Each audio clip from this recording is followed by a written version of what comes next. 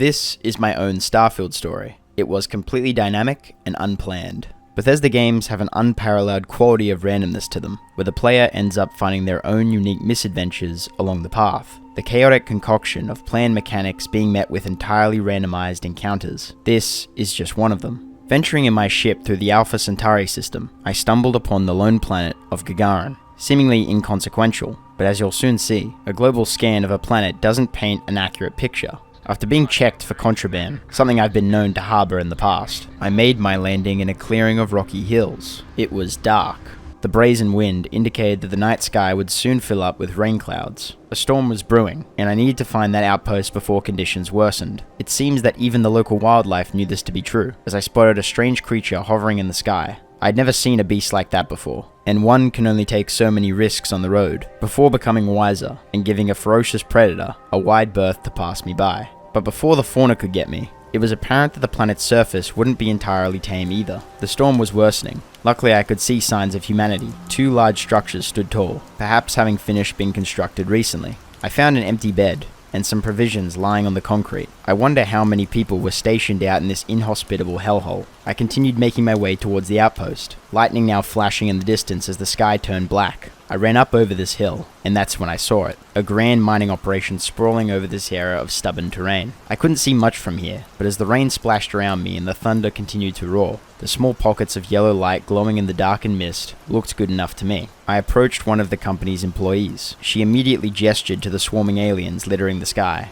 although she could have easily been mistaken for referring to the storm instead. At this point, it's hard to say which was more dangerous. Asking her for more information regarding the other employees yielded no meaningful results. They were the undesirables of unfortunate timing. Little did I know how much worse it could get. After all, it's hard to keep track of time when you're in the midst of a monsoon. Luckily, one of the other women working here was more forthcoming with information. Ferrolite hired us to build a factory.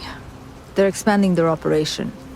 I don't think I'm supposed to tell you that, but they're not paying me enough to keep secrets. Unfortunately, I didn't have a chance to follow up, as in the midst of our conversation, an attack ensued. I heard people yelling for help, followed by panic gunshots, the muzzle flashes lighting up the sky temporarily as lightning continued flashing over the hills. The winged beasts I had observed earlier were ready to stake their claim to the mining giant's land. They proved as ferocious as beasts come. However, they proved little trouble for my modern submachine gun that struck the killing blow. Although it then became clear that we weren't dealing with 1 or 2 of these foul vermin. There were many more, landing upon us, scratching and clawing at myself and the team of prospectors. Another strange alien reared its demonstrable composition. I put it down with a couple hardy shotgun shells and returned back to the group. They had seemingly eliminated the threat of those night terrors for now, until I heard a signature robotic warning on the ground floor. It's not tolerated here. We're cool, okay? Got someone go get help, please! Run, distraction! A team of highly skilled bounty hunters had descended upon the mining company, caring little for bystanders or civilians in their midst. I stood idly by. What business of mine was it if a wanted individual was amongst these employees? I had already provided my share of aid to them, and was not about to provoke the iron temper of these uncontrolled rogues. The gunfire lasted for some time, but it became clear that the bounty hunters had come ready to shoot first and ask questions later. They promptly dispatched of the miners, whilst thunder continued to boom and reverberate through the ground. The shooting ceased for a moment, until it became clear that the target in question was me. I inquired for more details, but this seemed only to further incite the ire of these lawless rebels. What? You don't know your own history? You must have done something to put all those zeros on your bounty. I sought to ask for mercy, but just as nature's untamed monsoons cannot be brought to heel, nor can bounty hunters be reasoned with until put to the bullet. Thus I laid their stern demeanors to rest. No way! Just me now? But who was after me? That would be a query for later, as it soon dawned on me that I was entirely responsible for the many lives lost today. I don't know why those workers got held up in a bounty job gone wrong, but fate has always been a somber mistress. Both sides of the undesirables had now grown lost in the mire. With that said, I wouldn't be doing myself any good if I left this base of operations untouched. What can I say? The settled systems is a harsh place, and one won't survive being alone in this world without the right provisions, stolen or not.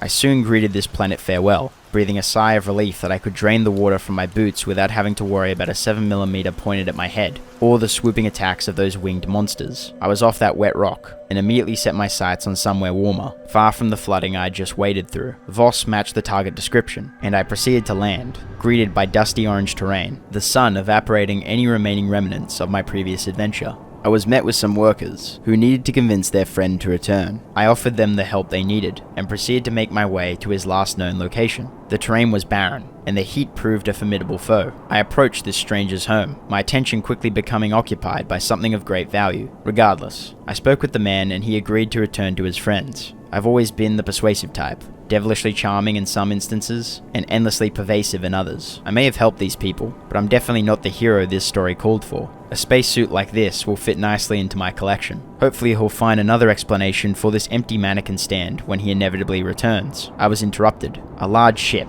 the make and model of which I was unfamiliar, was landing right in front of me. Let's hope those bounty hunters earlier hadn't risen from their shallow graves. I waited to see who would exit, putting my gun away to indicate where my intentions lie, though always keeping my finger on the trigger nonetheless. Two individuals began walking towards me. Their armor was familiar. They were religious acolytes, ones that I had encountered before. Last I recall, it didn't end in peace, but rather many pieces. They warned me of the consequences of impeding their work, and thus I moved out of their way, complying until I realized where they were headed, the man's base that I had just begun inspecting. I couldn't let items of value fall into the wrong hands, of course those being any hands other than my own. Thus, with my sidearm at the ready, I pulled the trigger. The pistol's weight provides great power, but the recoil behaved more like an X-lever than a precise firing measure. I gunned one down from the roof. Deciding not to wait for the other's barrage of hellfire, I ran up behind the rock and finished the job, leaving her to either bleed out or burn to death in the blazing heat. I returned to acquire the necessary rations from my dear friend's humble abode, but my curiosity once again got the better of me. Were there other ships in the area that would return for the individuals that now lie dead,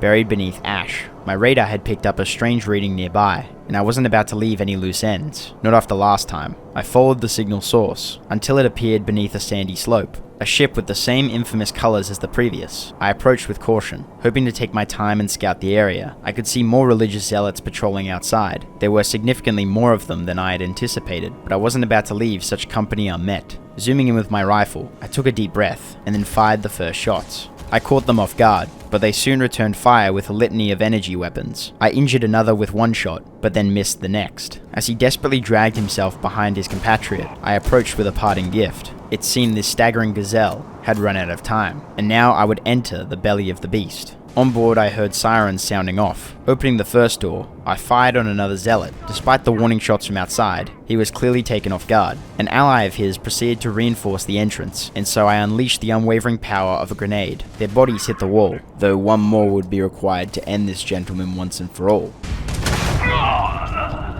The rest cowered behind the pilot's door. They met a similar fate to their now fallen brothers. Turns out that regardless of religious deity, all undesirables are equal, under the power of a grenade.